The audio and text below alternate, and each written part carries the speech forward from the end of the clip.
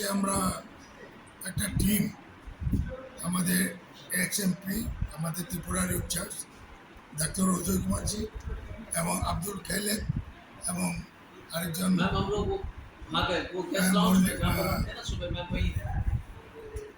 তিনজনকে নিয়ে এবং আমাদের গোপাল রায় এমএলএ এবং আমি সহ আমরা বিরাট বাহিনী এখানে এফেক্টেড এরিয়াতে গেছি।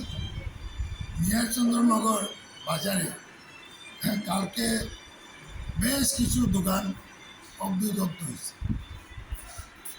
মিডিয়াতে আমরা দেখেছি, ওখান থেকে খবর পেয়েছি। এটা জেনে আগামীকালকে যাওয়ার কথা, কিন্তু আজকে আমরা সময় পাওয়ায় ওইখানে গেছি। যাওয়ার সঙ্গে সঙ্গে বিজেপি কিছু কর্মী এসে বললো এই দোকানগুলা বিজেপির দোকান, আমাদের বিজেপি কর্মীদের দোকান, এবার কারা জ্বালিয়েছে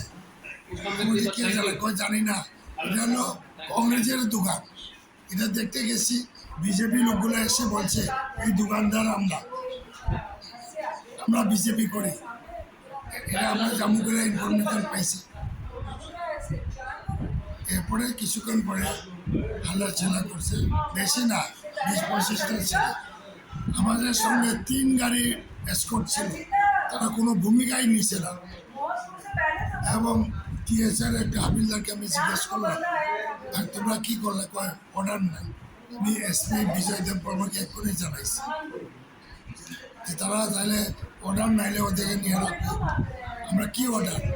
রক্ষা করার অর্ডার তো আছে। এই আমরা নিন্দা করি।